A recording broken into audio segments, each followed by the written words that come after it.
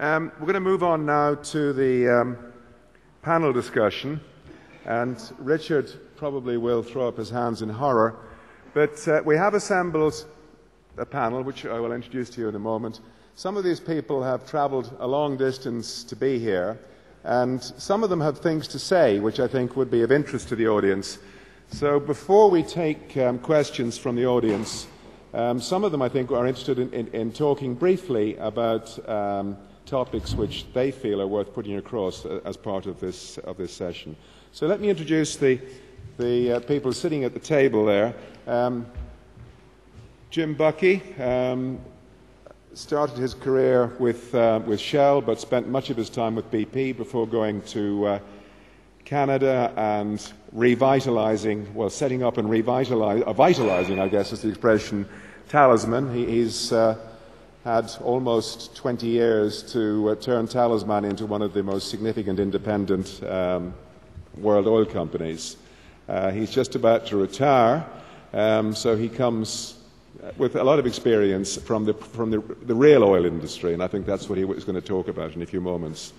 Chris Skrebowski also started his career with BP as a planner. He's now more famous as a journalist, or as an editor, I guess, to be more precise. Chris is associated with the Institute of Energy in the UK, and he's the editor of their excellent Petroleum Review, which he produces, he tells me, with the help of just 3 other people. It's a remarkable performance.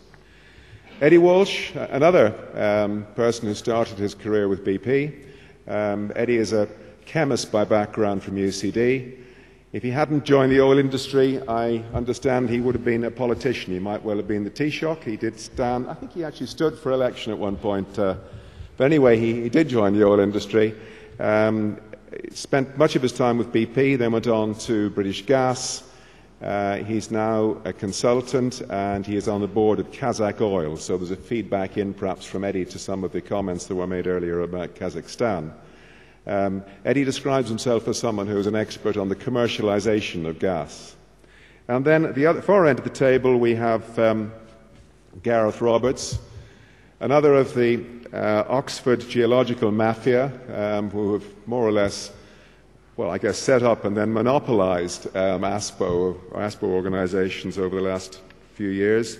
Gareth had a long career in the US with Texaco and Murphy Oil, before setting up his own company, Denbury, which has become a technical leader in the use of CO2 to enhance oil recovery.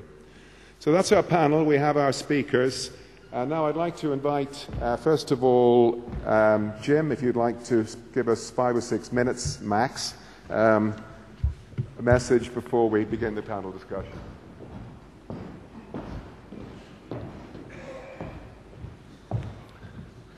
Thank you very much, Jerry. Having not been to one of these before, I was wondering what I could contribute, and I thought the operator's perspective would be a useful thing that I could add. I agree with everything that the speakers have said before, but I think they're overly optimistic. So I know, and the industry knows, that exploration is very, very tough. F&D is rising dramatically, finding and development costs, particularly in the last year. Industry is extremely tight. People, services, and equipment are very hard to get. Lead times are doubling. Compressor lead times have gone from 1 to 2 years. Costs have doubled in the past 3 or 4 years and show no sign of letting up. The industry fights declines every day, and that's really the gist of what I want to say. The world declines, and how fast the world declines is very, very significant. If it declines of the order of 7 or 8%, we've got big trouble soon. The other thing that I learned, and no doubt Gareth knows well, there is no opposite of a train wreck. If everything goes right, you get your expected outcome, but nothing goes right all the time. In particular, as well, resource nationalism is rampant. I want to make 2 points. The dominance of a few fields to the world's reserves, it's a general point made lots of places, and the irreversibility of decline. Now, I've got many too many slides here, but I'll just... Okay, this is from the Rose people. The one thing I will say here, if you look at the billion-barrel field, there are only 2% chance of exceedance. They are extremely rare. And however, those 2% make a huge contribution to the total reserves. In fact, these volume ranges, the third category is above 0.5, so half a billion barrels. They dominate the world reserve picture. In fact, they are 80+%, and above 100 million barrels, you've got 93, 94%. So now I've got a sequence of declines here, but I don't expect you to pick them up, except obviously straight line on a logarithmic curve is exponential decline. So this is a gas well. This is faster than exponential. Gas well, much faster than exponential. This is an oil field, logarithmic curve, exponential decline, very limited time on plateau. Big Claymore, big field, goes for a little while, exponential decline. Witch Farm, exponential decline. Braga, exponential decline. Vestelfrick, exponential decline. And now I'll change tack a little bit. Just that little bit of scribble at the bottom shows that a straight line against cumulative, rate versus cumulative straight line is also an exponential decline. But it allows you to project expected ultimate recovery. And in this one, you can see quite clearly for Prudhoe Bay, 12 billion. Once it got to 6 billion, halfway through, bingo. And I was there at the time. When they go down, there's nothing you can do. And this is probably the best engineered field in the world. But so we just go through a few more examples. Straight line against Cume, straight line against Cume, straight line. Well, this is a real-life field. You see the water cut coming up against the oil, straight line against Cume. This slightly different, but water cut coming up, straight line against Cume. Again. So I took the statistics off all those fields. I looked at the decline rate on the left, exponential decline, how fast they were depleting at peak, what the expected ultimate recovery was, and when they came off plateau, how far through depletion they were. And I think you can see that decline rate is 10 plus, let's say, percent. Depletion, it's about 10% depletion at peak, and recovery factors say 40, 30, late 30s to 40%, but they come off plateau at roughly 50% depletion. There's some more details, but that's rough. So I conclude, as lots of people have said, world consumes 30+ billion barrels of oil a year, replaces less than 10. Reserves are dominated by large fields. They are now old, and I would say that they are, like all other fields, declining exponentially. All fields reach irreversible exponential decline. I tried very hard to back out from the exponential decline to the Hubbert linearization. I've concluded at the end you can't, and that the Hubbert linearization is caused by the predator-prey relationship rather than the exponential decline. So in my view, we're here on the peak, and we're looking at decline. Declines from the big fields are impossible to replace. Thank you very much. Skrebowski is going to give his brief presentation.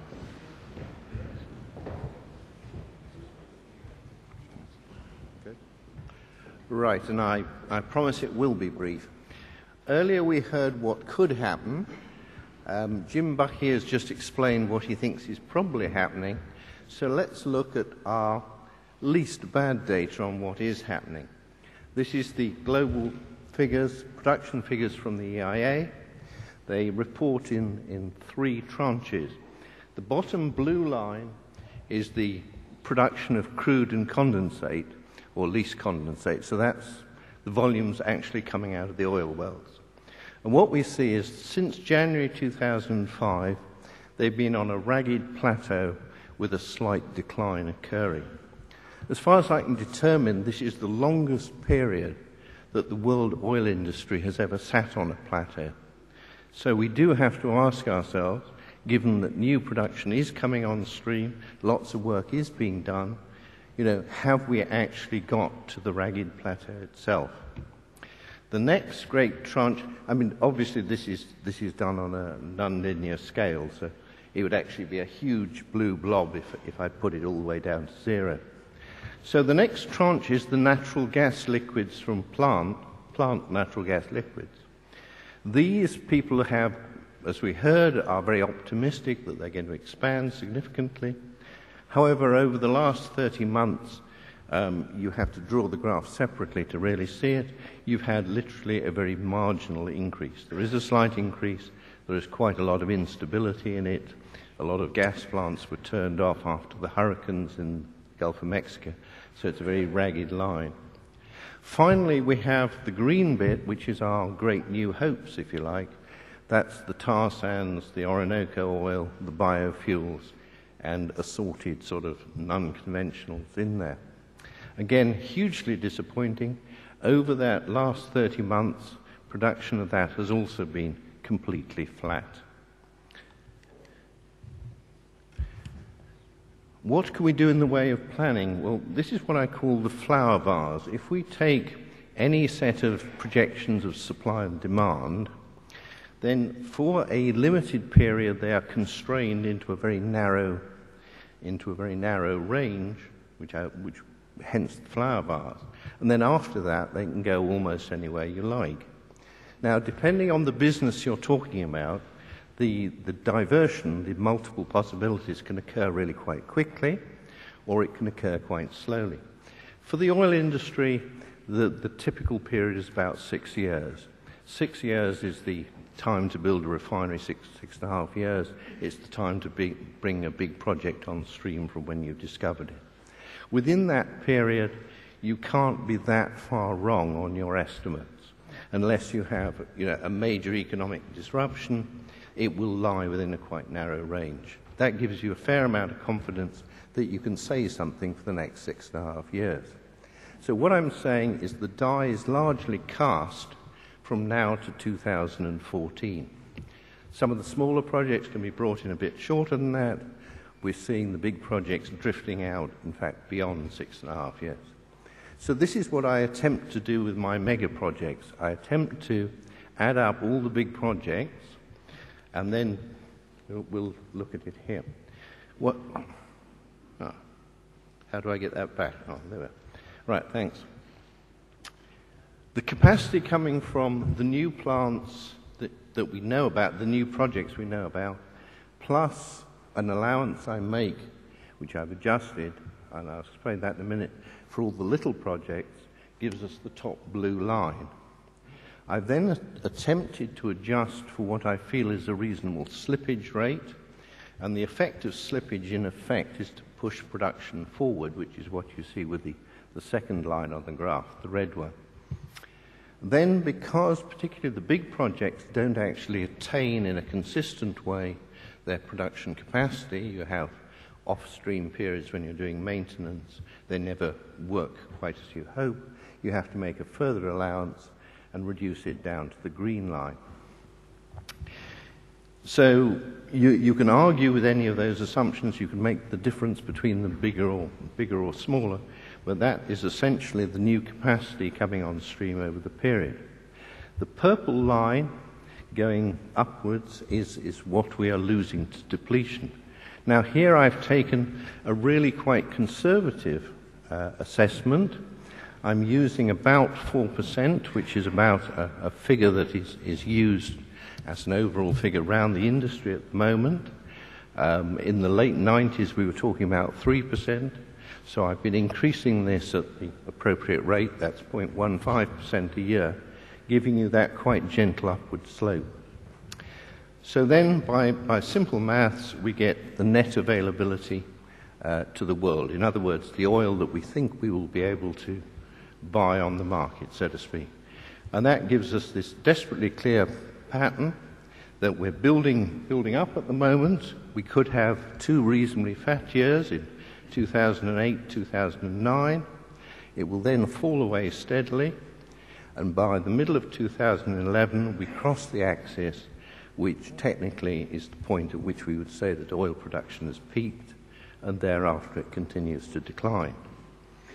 This analysis may not be perfect, but given the slow-moving nature of the oil industry, we simply cannot be that far wrong. You can mentally adjust all those lines, and you will see you just can't move it more than a year or two. At which point I think I'll say thank you and go back to my seat.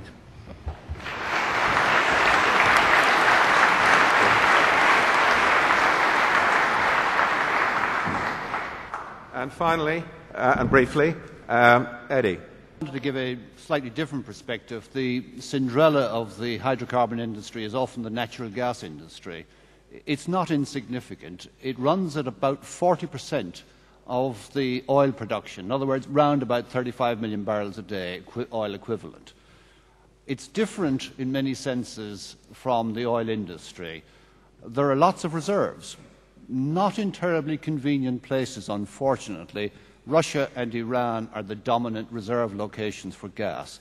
The third location is Qatar, and there's a point there which I think is important, and that is that Qatar has introduced a moratorium on future gas projects, in part driven by its unawareness of what it might do with the extra income. It's only got a population of 100,000 people.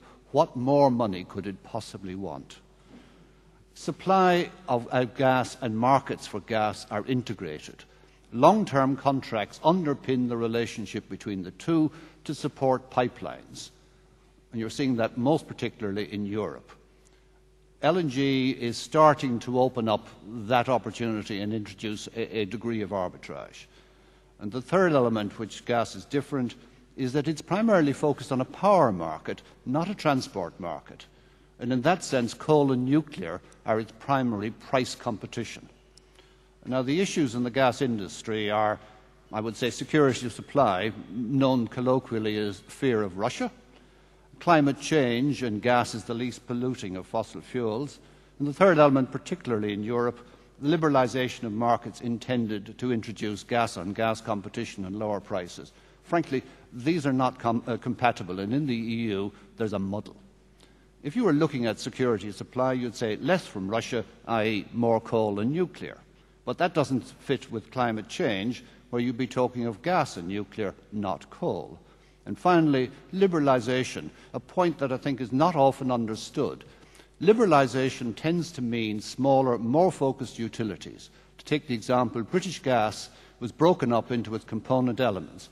Centrica, which is now the main supplier of gas to the UK market, is a relatively small company. It frankly could not take on the risk of building a nuclear or a coal-fired plant and wait X years and spend $2 billion or thereabouts when its market cap is only something like £10 billion. Those are serious issues that the EU simply hasn't grappled with. That the EU simply hasn't grappled with. Thank you, Eddie. Well, now we're open to questions from the floor. I'm sorry? Oh, Gareth, I beg your pardon. No, Gareth said he didn't wish to make a statement. I don't have a prepared talk, but let me say a few things and then I'll shut up. Sure. Okay. My company specializes in getting oil out of the ground that's left behind by conventional recovery. As we saw in the beginning from Ray Leonard's presentation, which I thought was particularly good, the recovery of the hydrocarbons in Western Siberia is only of the order of like 35%. And in that slide, they also indicated they thought that they could get another 10% of the original oil in place out through carbon dioxide flooding. Well, I can tell you that our company's a leader in this, and we can get as much as 20% out. So it's obviously not going to affect the timing of peak oil, but it's clearly a strategy that is going to be important in a post-peak world. And one of the most frustrating things from the industry perspective is, apart from pioneers like Jim Buckee here and myself, most of the industry is not really thinking in terms of peak oil. They still are using $35 and $40 a barrel in their economics, which means that a lot of sensible post-peak activities are simply not being considered. An example would be CO2 flooding of fields in the North Sea. which my company believes is economic and should be done, but you can't make it work at $35 a barrel.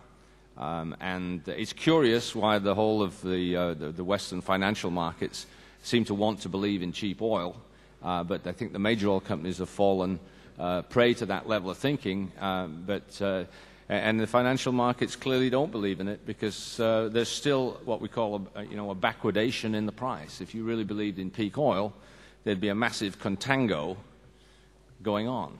And the other observation I would have is that I think that, like Jim, that the adding up all of the potential sources of new hydrocarbons is probably an optimistic approach. We've seen that slippage of one thing or another has occurred, and there's a massive political aspect to it that is causing a decline in the available hydrocarbons. So all in all, I think tertiary recovery of this oil that's left in place is going to be very, very important in almost every area. And as far as we can tell, it works in most reservoirs. Thank you. Right, do we have any...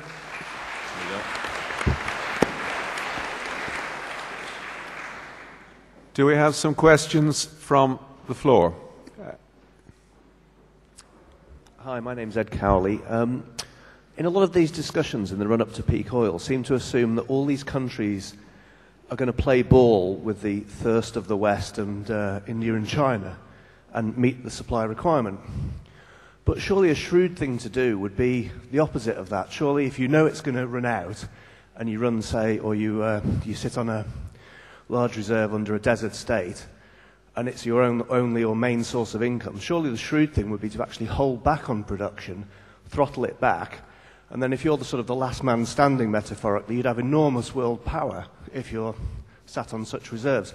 So surely there's some sort of game theory play should be factored into all of this, that all the presentations seem to have just assumed that everyone's going to play ball with our demand, but maybe they won't. Jim? For very good reasons for their own nations. Thank you. I think you're exactly right. However, I think the countries are split between haves and have-nots, and in our particular experience, for example, going into Algeria, they say, we've got $88 billion in the bank, why do we need you? And I think Eddie here said the same sort of thing in Qatar. But on the other hand, they're the have-nots, Vietnam and so on, and Indonesia for that matter, where they're still hungry for people to come in. But I think one of the divergences between us and the majors is the limited access, that they either big reserves but can't get there. I mean, I think that's where they're coming from. But broadly speaking, I think you're right. Ray, would you like to comment? Right. I think I mentioned several times in my presentation that one of the difficulties we have is that as compared to the high oil prices and the shocks of 25 years ago, is that so much less is available in areas where they will allow production increases. And I think that was quantified very nicely in Mike Rogers' presentation when he divided the world into three tranches, the OPEC countries, the former Soviet Union, and then the piece that was available. And the piece that is available is 30 million barrels per day of production, and what he demonstrated was that's the most played out mature area that's in decline. So I think the answer to your question is yes, we have taken that into account, and the difficulty is that the piece that will play ball is the least attractive and least potential piece. Someone at the back there, yes? My question is always the energy, not the dollar cost of getting the next unit of energy. Can anybody give us some idea of the energy cost of increasing our percentage recovery from 35 on average to 40%? My own assessments indicate that the energy return on energy invested for global oil is on a pretty steep downward slope. And my guess is if we go to high recovery rates, we're going to use a whole lot of the energy that we get out to get that energy.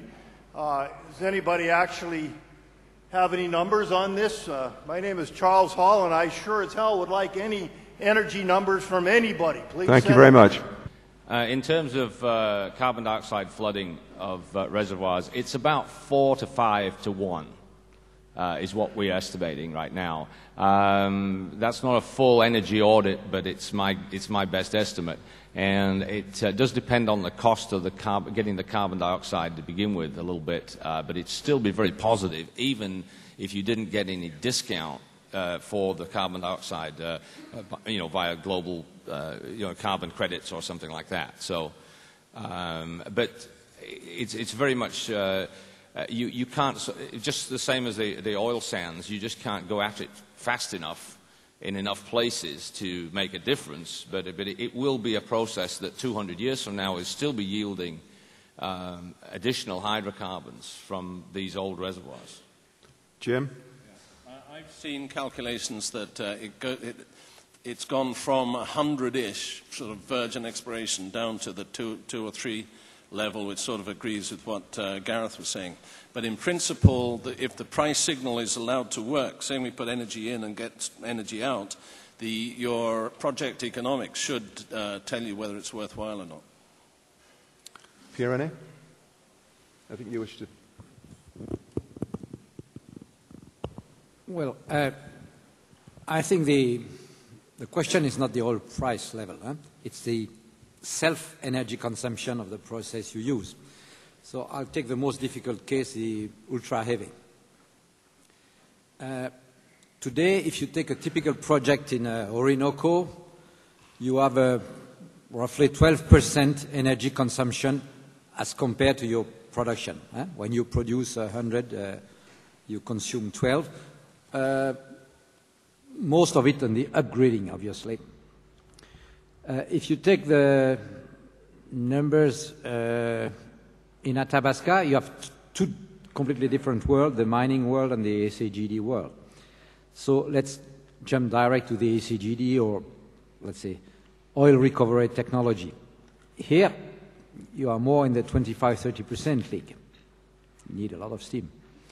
And if you want in Orinoco to increase from the 7 to 10% recovery rate, which is the actual expectation of the 4 large projects in Orinoco, to, let's say, 30% figure. Then you come back, it's not a coincidence, to the Athabasca number, to consume 30 to 40% of your energy. That's where I believe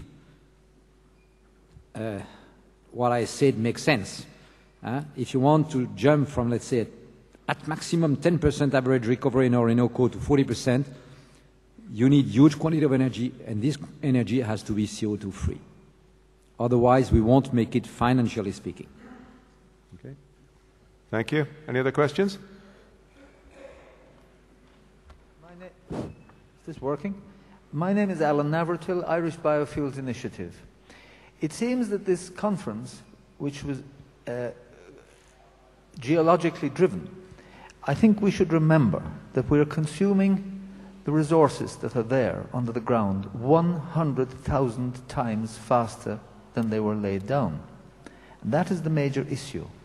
And I'm particularly intrigued at the gentleman from France in his presentation, and he suggests that we can reform products perhaps by using uranium, by using nuclear. But uranium is a finite resource as well. Also, there are other ethical problems which I won't go into. Solar electricity, however, is almost infinite in comparative terms. And he really brought forward and I don't use this in any pejorative sense at all, a sort of techno-fix of the future. And I would like to see that developed and focused on to a greater extent. And in conclusion, may I say that even if we were to embark now on finding an alternative for the depleting levels of fossil fuels, we mightn't have the capability to build alternative plants fast enough. Thank you. René. In a nutshell, I agree. It's too late to solve the problem without major crisis. I said that.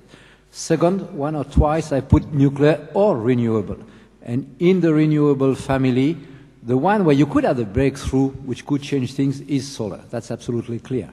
But today, don't forget that the cost of solar electricity is at least 10 times the cost of nuclear electricity. So we have to breach this huge ratio. It doesn't mean that even today solar makes sense in certain regions. It doesn't make sense for the large city of the developed countries or underdeveloped countries. So obviously it's part of the equation, and we have to put more money, more effort on solar. I agree with that. Thank you. Sure. I think you haven't asked the question correctly. I think you have to say, well, how many people on the planet are you wishing to support? We can't give you an answer until you tell us how many people by the end of the century would you like to see on the planet. Do you have a number in mind?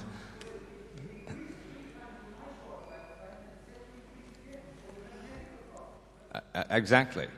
So, I don't think okay, let's not try and solve world population problems right now this morning. Have we got any other questions from the floor? Yes, gentleman here in the second row.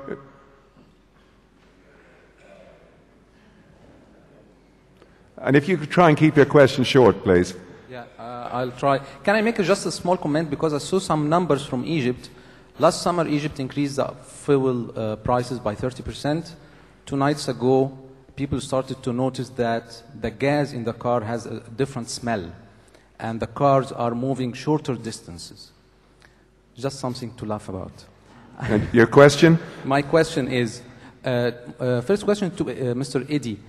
When the natural gas is going to peak? From what I read, it's going to peak 10 years or 15 years after oil peak. And the last question is for Mr. Pierre. We have 700 million cars running on Earth. And moving cars from combustion engine to electricity, it has a very huge price on people. So is electricity going to solve the real transportation problem? Thanks. Thank you very much. Eddie? I don't have a specific number on the peak gas. As I'd understood it, it was probably something like 20, 25 years further out than oil. But I repeat the point, it's primarily Russia, Iran are the 2 main sources of reserves, and they're not exactly attractive locations when one of the issues in the world is security of supply. Thank you. And Pierre, on the second question. I'm sorry I've not been clear in my explanation, but I never said that electric car will play a major role. I say they will remain marginal. I said that electric hybrid, plug-in hybrid will play a major role, which is completely different. That's my answer. Okay. Chris, your studies of peaking relate mainly to oil, but maybe you've got some feel about the gas side also? Gas is much more difficult to predict than oil because it moves more freely in the reservoir. You can have a gas field running at a constrained plateau for a long time, then it comes off quite rapidly. So if your initial calculation is wrong, any chance of gauging the peak is dramatically wrong. Whereas oil, timing of oil will tolerate a certain amount of inaccuracy in the estimation rather more easily. So I think 10 years after an oil peak is as good a guess as any, but it really is a guess. The point I did want to make is that clearly as we move into peak, which could literally be any time from now to, I think, no later than 2011, others think a little bit later than that, we're going to have to start shedding oil demand. That's to say, we've got to look at how we use oil and find ways where we get rid of some of that demand or we achieve that, what we're after, rather more effectively.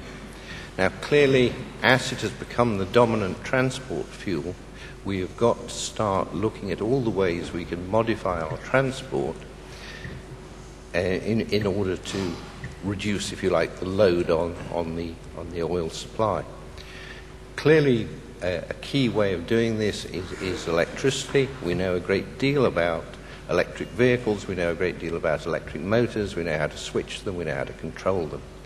When I was a child, Newcastle had electric trolley buses. They were excellent vehicles. So did Nottingham, so did various other cities. We can go back to electric transport for trams, for railways, for buses. We're starting to crack the electricity in the vehicles in terms of the rechargeable hybrids, in terms of various solutions there. Yes, there are 900 million vehicles on the face of the planet. The oil business is not going to stop selling diesel and gasoline for many, many years. But that doesn't mean that a wedge of electric vehicles can't start moving into the space and can't start taking the pressure off the system, because we're now going to have a very pressured system. Thank you. Eddie? Just in the context of peak gas, I thought it might be worthwhile to point out that the US is already in decline, and so is the UK on gas production. And the US relies on Canada for about 15% of its gas. If that were to be diverted to tar sands, I think you would have a rather major problem in the US. Jim? I could just add, Eddie, that Canada is on decline. And Canada is on decline too. Yep. Mike? Yes, of course. The one thing we do know is that if you remember the curve that I showed on crude oil, where we move from a period of surplus into a period of break-even into periods of a negative balance, we do know that we are now in a period globally where we're in that sort of break-even part of the curve, where we're producing about as much as we discover each year. So roughly speaking, we are on the gas curve, taking a look at gas balances, we're at about a point in gas where we were in the late 1980s, early 1990s in oil. So there's about a 20-year lag between gas and oil on our annual balances. Thank you. Some other questions? Gentleman on the left-hand side holding his hand up. Yes? Can we have a microphone, please? Hello, Richard Hardman. We've been assuming this morning business as usual. But what we actually find is that when oil prices go up, everything goes up. The margin in the North Sea at the present time is more or less the same as it was when oil price was $30 a barrel. So my question to the panel is, at what price will oil cause a world recession and we will see demand fall? Thank you. Mike, would you like to comment on that? Well, I'm not sure that's a topic I can cover. I'm not not an economist by any means. If you want to take a shot. Renee? Just look what happened during the first oil shocks. You had a multiplication by 15 times of the price of oil, and it did trigger some recession and some decrease in the demand. Today, we can consider that if you compare with the early 2000s, we had a tripling from 25 to 75, order of magnitude.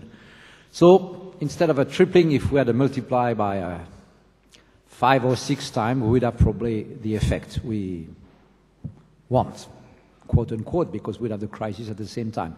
So it means something above $100 per barrel. But we need that. We need such a crisis in order to adjust and to have a decrease in the demand. There's no mystery. Yes, Jim. You made a comment about the costs eating up the margin, and this is absolutely true. In particular, I know it's not directly the North Sea, but in Canada, in the gas drilling, the costs have eaten up the margin totally, and as a result, I shouldn't say that as a Canadian gas producer, but it's a net cash user now, so rig utilization is it's already seasonally low. It's half of the rig utilization that it's had in the past. So the costs eventually eat up the supply. The gentleman in the third row there, please. Dick Lawrence, ASPO USA. The economic relationship between exporting countries and importing countries constitutes a massive flow of wealth from the importing countries to the exporting countries. A consequence of this is that there's a lot of rise in the standard of living in the exporting countries, and some analysts, including Jeff Brown in the United States, have started talking considerably about the net export problem and proposing that this is going to cause reductions from the point of view of an importing country much faster than simple oil decline. And if anybody on the panel would like to comment on that. Ray, would you like to say something? Well, this problem will probably be less in Russia than you would anticipate, because Russia, to a large extent, runs on natural gas. I think Russia has the capacity to be able to increase by perhaps 1 million barrels of oil per day, and they really only use about 4 million barrels per day. So I believe that Russia could increase their capacity at the same time to match their domestic consumption increase. In the Middle East, it's a different matter. I know that consumption increases are such that could cut into exports. So I agree with your point for that. Gareth? No? Eddie? Well, just to make the point that Ray has just made, I mean, Russia actually consumes round about a quarter of the total natural gas. There are only two big gas markets in the world in a sense. One is the US, which is about a third of the total gas, and Russia. And I don't think one's going to see that the oil situation will actually have much of an impact, as Ray has said, on Russia for that reason. It really is still all about gas.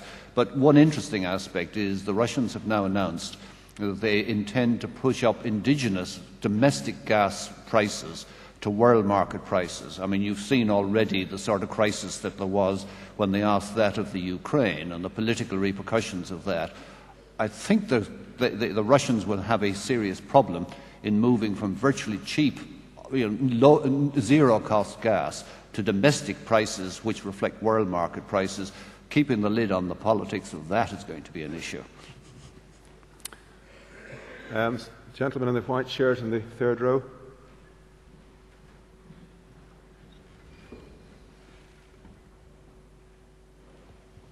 Daniele Ganser, ASPO Switzerland.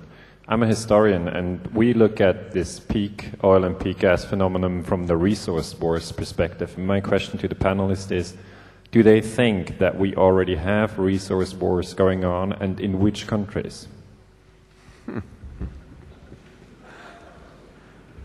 Well, as historians, we look at resource wars. So the question is on the strategic military question, wars. Do we have wars for oil? Because violence comes into this transition period as well. And obviously, people debate about the wars and have many different views. So if you could say, I think, yeah, in this or in that country, we have a resource wars. I think it's worthwhile pointing out that Alan Greenspan has recently announced that the war in Iraq was about oil.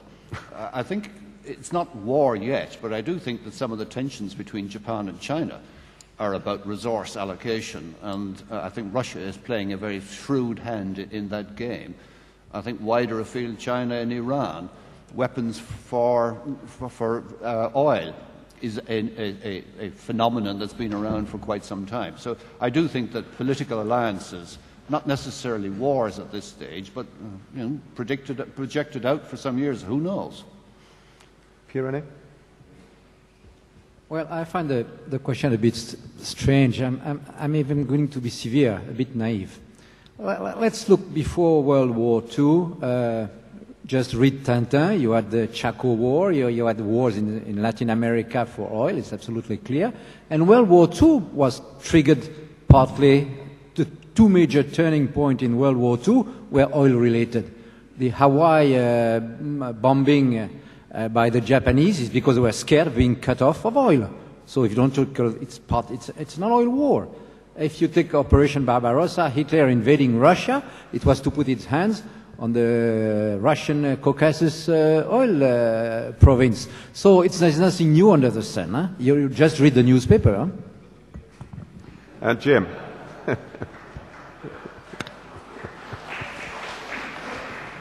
Can I just Jim, go ahead, Jim. add something to that. I couldn't say whether there are absolute wars, but there are things approaching that. I mentioned two things. First is the increasing resistance of increasingly well-off producers to allowing Western companies in. And secondly, the presence of Chinese and Indian, but Chinese primarily, companies around the world with government backing establishing hold over resources. And when China goes to a country in Africa or North Africa, then their what they say is, we'll build you roads, hospitals, anything you want, as long as we get at your resource. And that makes it very, very difficult for Western companies who sort of act independently to compete. It's not a war per se, but it's certainly a national struggle for resource. Okay. Gentleman sorry, it's very hard to see. Oh, hand waving there beside the man with the microphone. Let's take him first, then we'll come to you next. Jean, I want to ask Ray Leonard and Jim Buckee about a few questions. First, you are talking about reserve growth and justifying by EOR. But for me, what is your definition of unconventional? Because for me, EOR is unconventional, mainly using steam.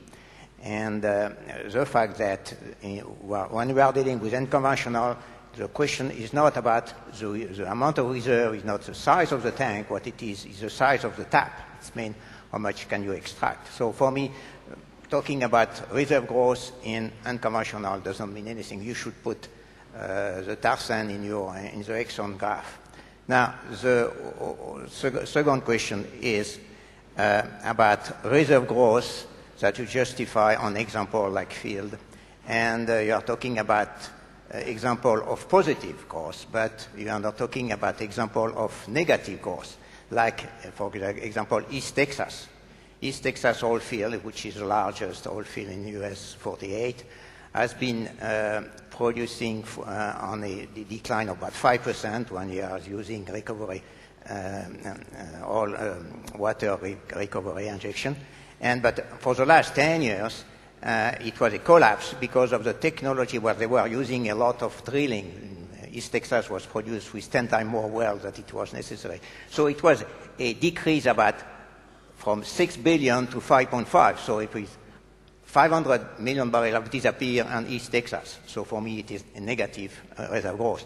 You have the same in Brent. Brent is the same. 5% for 10 years in the last 10 years. Could we have your question, please? Okay, my question is why you are not showing this kind of example. Now, my last question is about, for Jim, about Talisman is a very active, aggressive company. Why Talisman is not involved in the tar sand in Canada? Well, I think you're saying that. I think some of the decline rates are actually more than we'd like to think of in average. There are going to be some fields that do, for whatever practical purposes. In East Texas, what's happening is there's an active water drive, and you're basically these wells are being abandoned as the water level goes up, and straight line declines don't work. So that is an aspect of it, and that's something that we see. Because overall decline rates are obviously higher than what you'd predict by just looking at the best fields. And so Chris has looked at some of the best fields, but there's a whole bunch of lesser fields out there that may well eat up that extra 2 or 3 million barrels a day he's projecting for the next couple of years. Thank you. Jim. First, I'm totally on side with your first question. It's not the size of the tank, it's the size of the tap. And I have that comment about solar, bio, EOR, oil sands, everything else. They may have a very large tank, but the tap's very small, and they're not capable of offsetting the declines in the world's major oil fields, and that's the problem, I think. And people don't make that comparison. With respect to the oil sands, I went up there in 1979, did an extensive study, and we worked the problem very, very hard. And then when we looked at the leases in 1979, the best ones had all gone to Shell and or Exxon / Imperial / Syncrude, which are all manifestations of Exxon. So later comers got worse stuff. We did have experience in, let's put mining and upgrading on one side.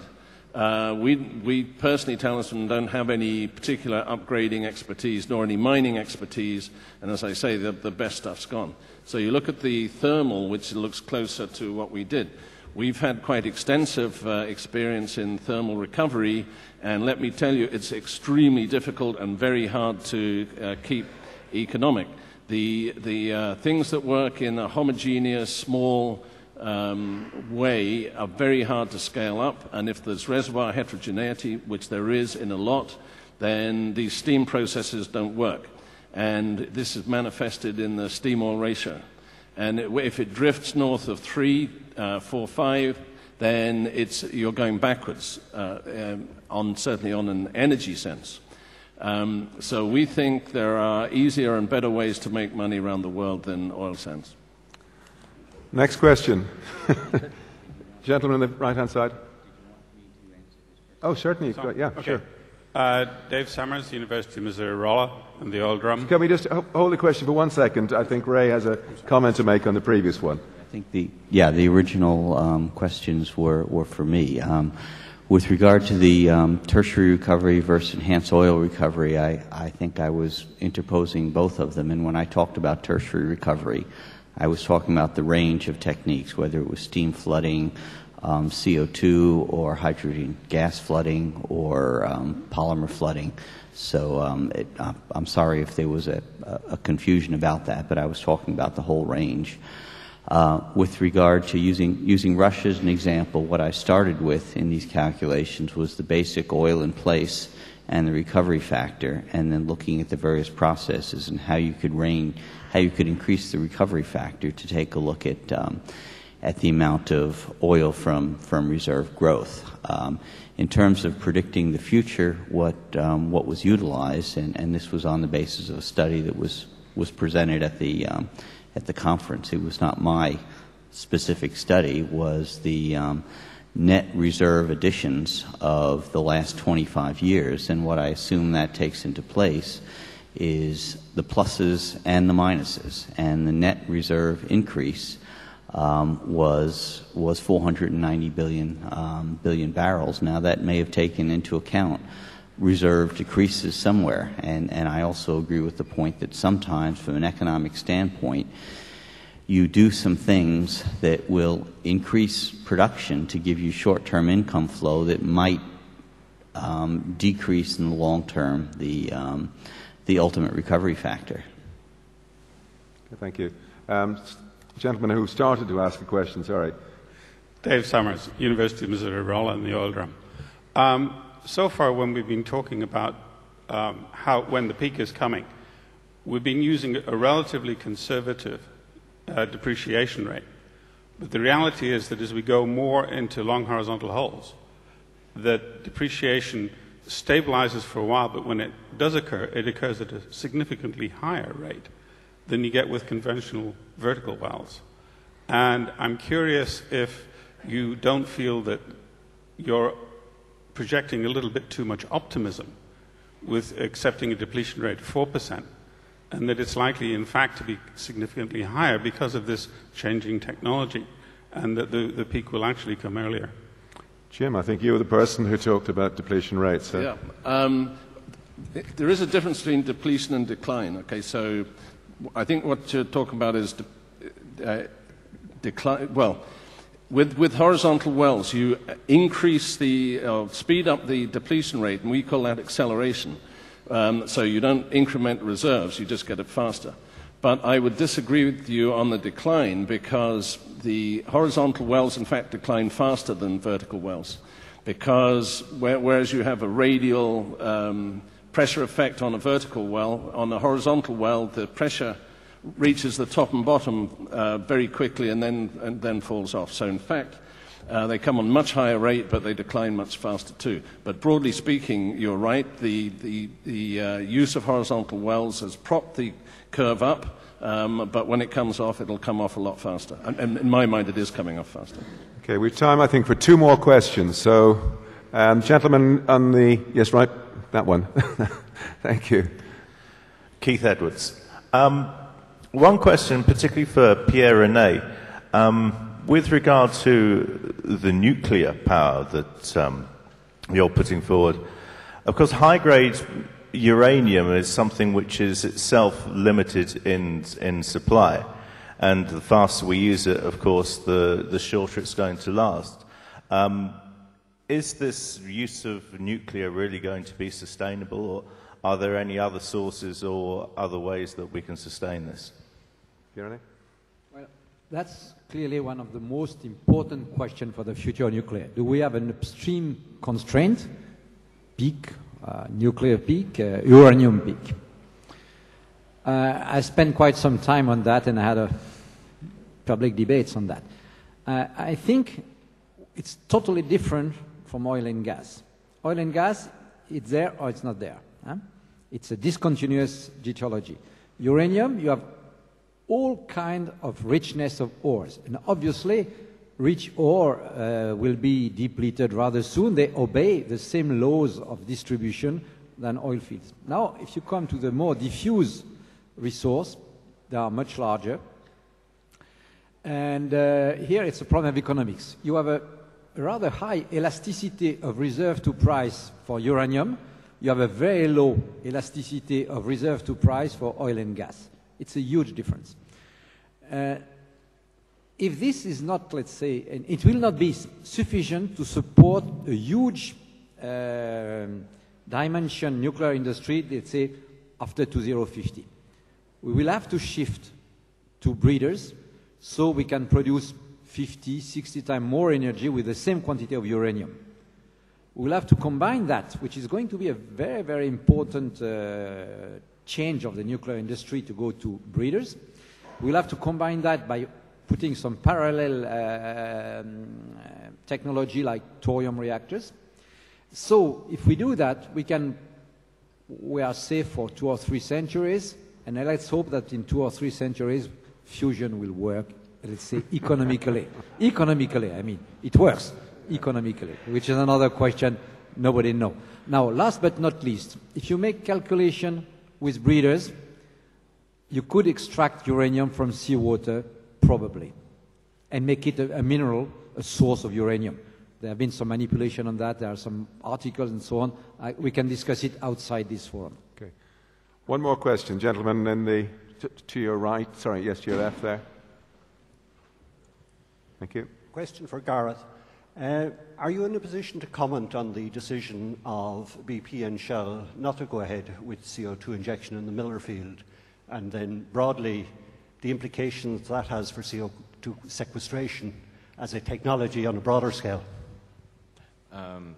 Denbury's looked at Miller Field, and we find the position of BP and Shell really, as I alluded to earlier, is really quite indefensible, really, as far as what would they think the oil price is going. If they use a low oil price, none of this is ever going to be economic. And they appear to have then thrown that back upon the government and said, well, you didn't give us a subsidy for it. But in fact, they should be using higher oil prices, and I think that Miller would actually be an economic CO2 flood. But it was not designed as an economic CO2 flood. It was designed as a place to sequester a relatively small amount of carbon dioxide. And so it wasn't maximized from an economic point of view. Denbury is trying to actually get some scale into the CO2 plans in the North Sea so that some of these fields can be flooded. But only time will tell if we're able to do that. But we need an awful lot of resistance from the players in the North Sea who don't believe that this is economic. Right. Thank you very much. Chris, you want to say something? No. Vis-à-vis a very early question. Talking about conflict and the military. Now, before you get to conflict, you have sort of heavy-duty politics, and I think we're clearly moving into an era of what I would call heavy-duty politics. There are going to be big standoffs. There are going to be big pressures in that. Already we've got huge military budgets, great chunks of which are dedicated to, in effect, guarding the tankers. If you made a rule of thumb that maybe half the US military budget was dedicated to looking after the tanker routes, the supply routes out of the Middle East, and there's some evidence that something like that is being used, then you're talking about a rather generous $10 to $15 a barrel subsidy from the US taxpayer to the rest of the world. Thank you. Well, that brings our morning session to an end. I'd like to thank the speakers, panelists,